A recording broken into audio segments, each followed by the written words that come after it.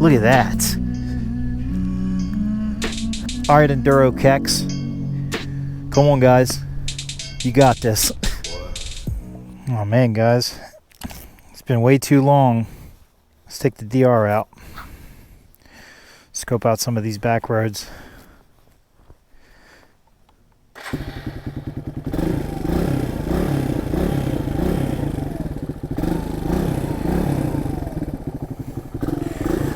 $24.20. Man, any of you guys have a problem with your DR200 being super cold-blooded? It takes a long while for it to warm up. See that?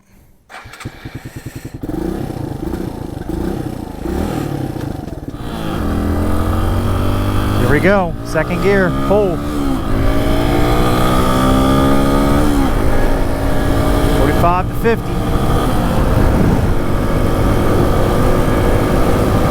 It's extremely windy out today. Hopefully this wind is not affecting my audio. I hope not. I made a video previously and the wind just was so bad. It was messing my audio all up. So just to show you guys with DR200s and anybody else that's interested in it, man, it's really windy out. I'm in 5th gear right now, and you can see how much throttle I'm holding. I'm holding barely any, and I'm steady cruising. I mean, look at that pullback, barely any. And look, let me get back to 50. I'm going on a slight incline right now.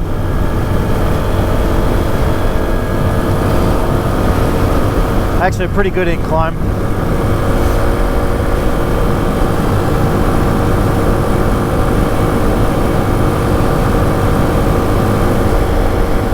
And we're just steady cruising at 50. Cruising at 55, no problem. Going uphill.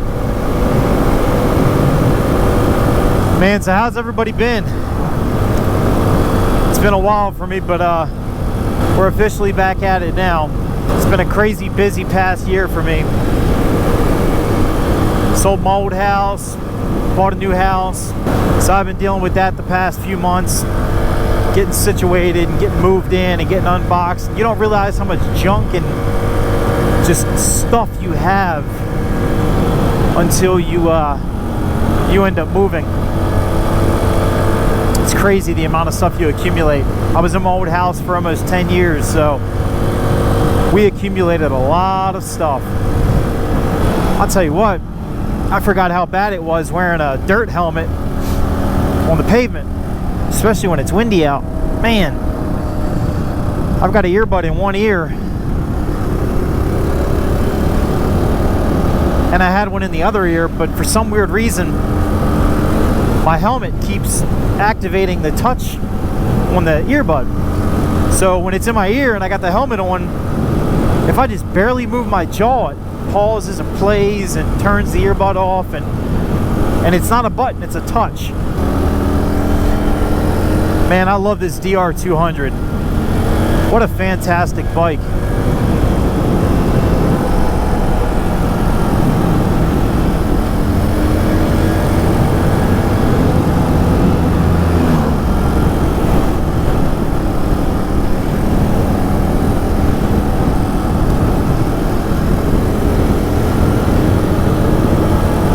Not very familiar with any of the roads or back roads or anything around the new house, so I'm going to try to cruise around periodically. That's cool looking, and learn the roads. And there's a lot of nice back roads around me now.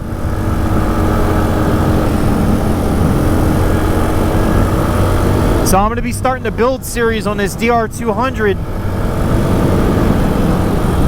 this fall, winter. Look at this, going uphill, no problem.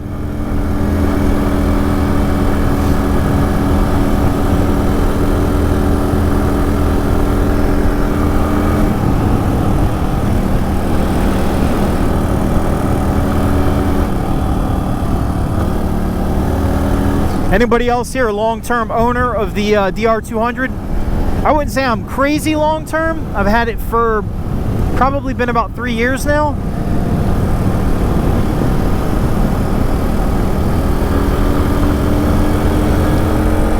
As you all may know too, I have other bikes.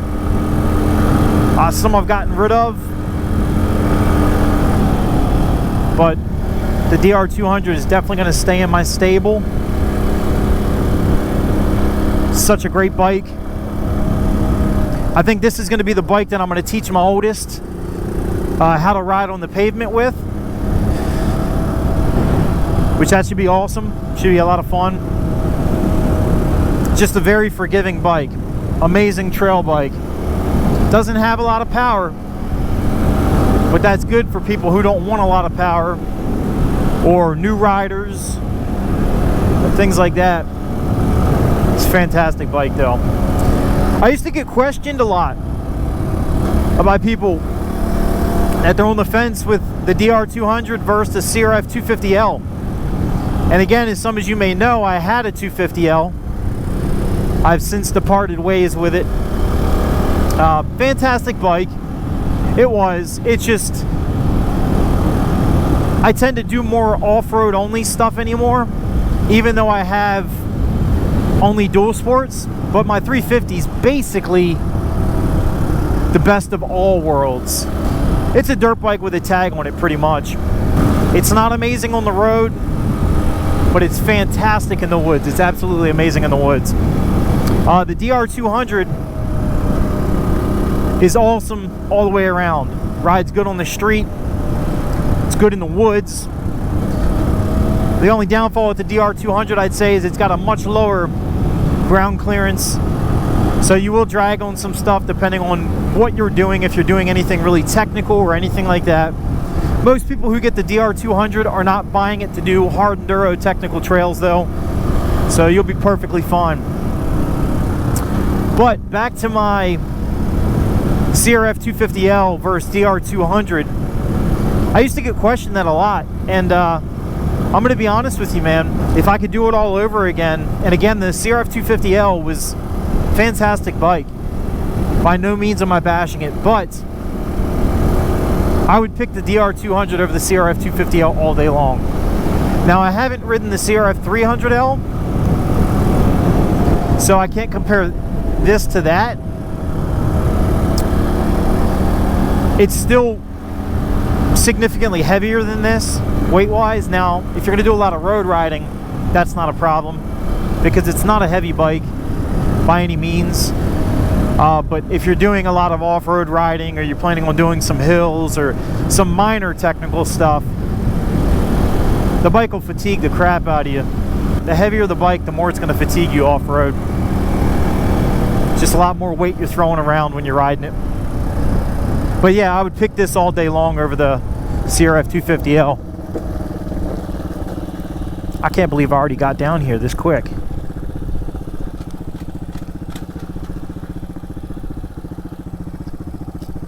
Look at this drop off. Pretty awesome, man. They must have something going on back here right now. An event. That trail's to walk down here.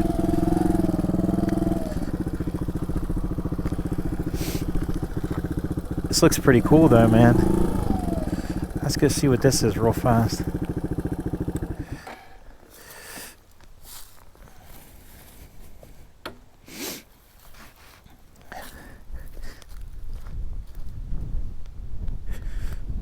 Damn, look at that. Alright, Enduro Kex. Come on, guys. You got this. That's, you can't really tell, I don't think. Hopefully this angle's going to get it. That's pretty cool. It's a weird looking rock. Space meteor. Yeah, look at this wall, though. Holy smokes. How did I get down here so fast? It's pretty awesome, man. I think it's all trails in here. No parking anytime.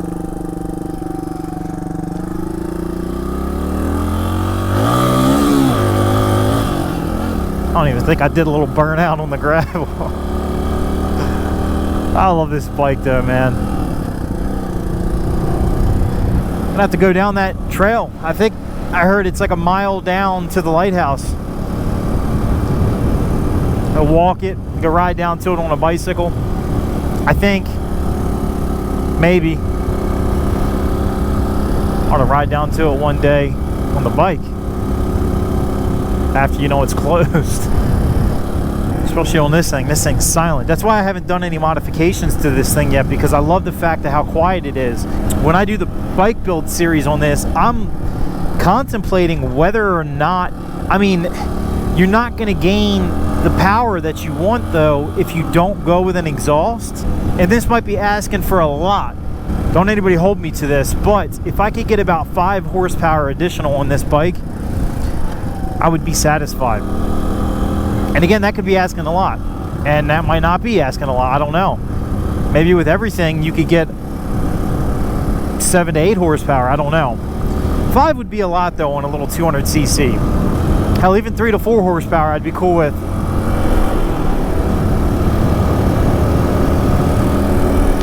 Well, we'll see, man.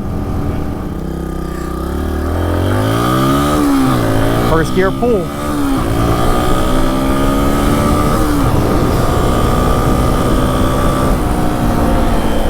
She ain't no 350, I'll tell you that. But this bike is awesome. I just can't say that enough. What have I said it like 10 times already in this video, if not more?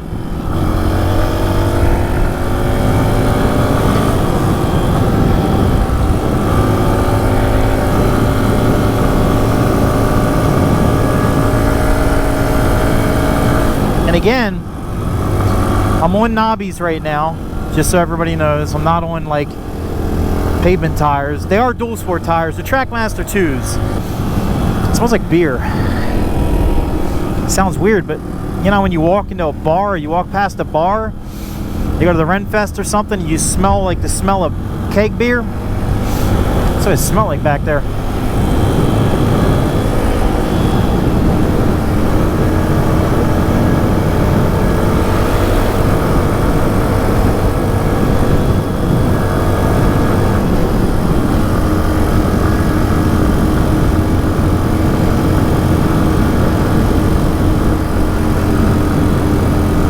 This bike is a lot of fun.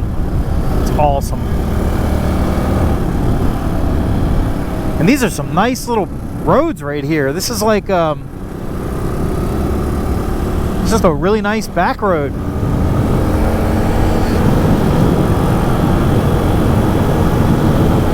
And the people that question a lot of times with the DR200 if you can actually physically ride this thing, I don't recommend riding this thing on a highway.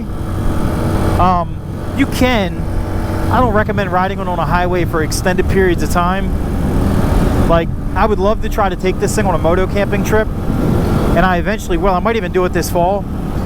Even if I do something local, go to a local state park and just, you know, kind of do that getaway feeling, you know what I mean? Even if I'm fairly local to home and I'm not 2 hours away, you know, it would still kind of be like, just think of the thought of it being away, because everything around me right now is not familiar anyways. It's all new, so being in a different area now since I moved.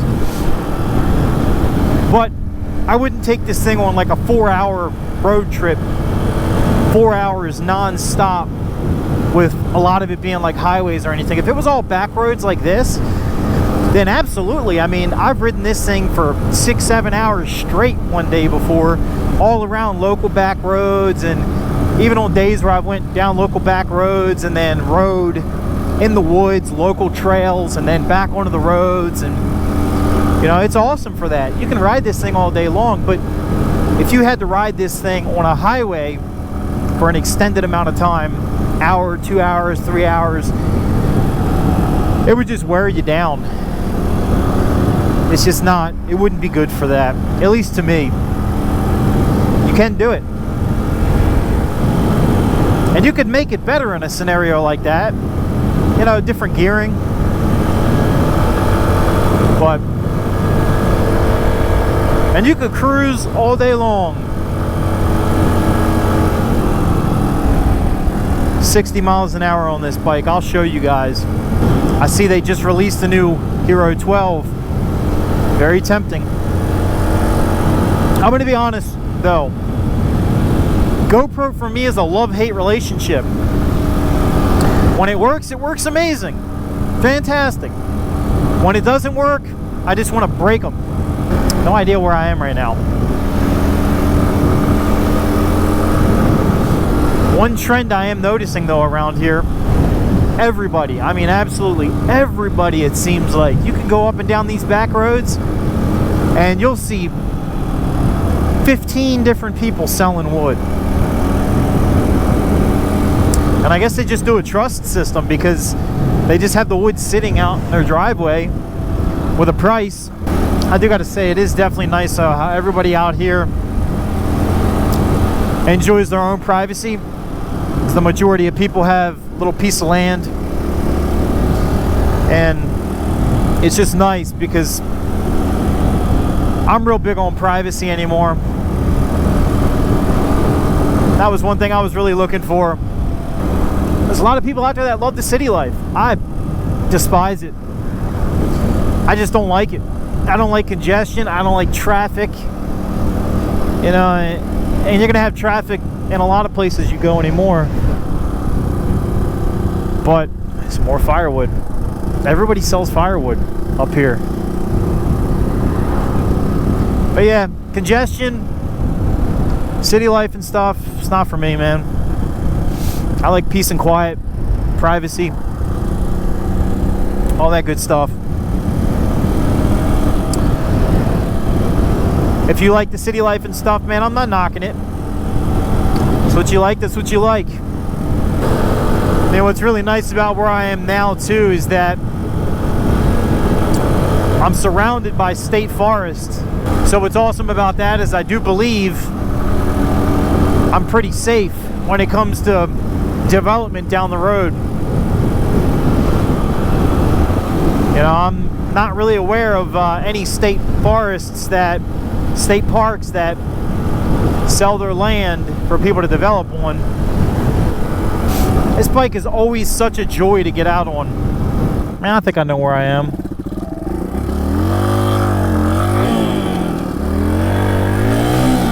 Oh, I was in second gear. I guess I was in like third or fourth. That was a dumb mistake on my part. I started thinking for a second there maybe I was running out of fuel. I only brought one battery with me, and unfortunately it's rapidly dying. Just want to say I'm back. I appreciate each and every one of you guys who are watching. I'll give some update videos here, and I'll also give more details on what I'm doing to the DR200 for the bike build series for this. So definitely stay tuned for that, because that's going to be coming right around the corner. And Richard Zach is out there, guys. I will catch everybody on the next one. Peace! I have intentionally ran this thing low on fuel to try to burn all the old fuel out of it so I can fill it back up with fresh gas.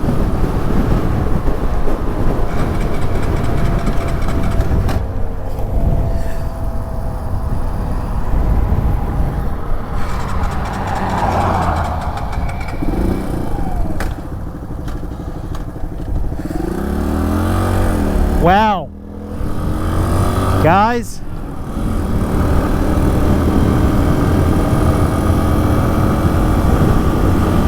I think I'm out of fuel.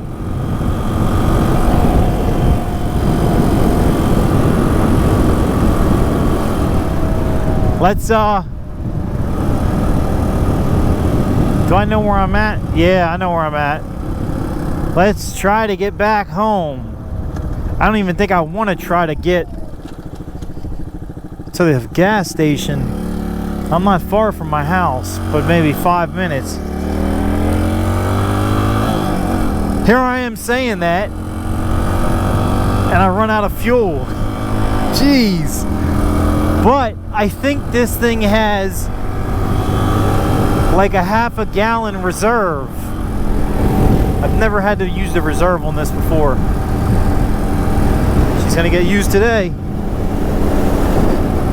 That's kind of a good thing though. I didn't want to run out of gas, but I wanted to burn as much of the fuel out as I could. Jeez though.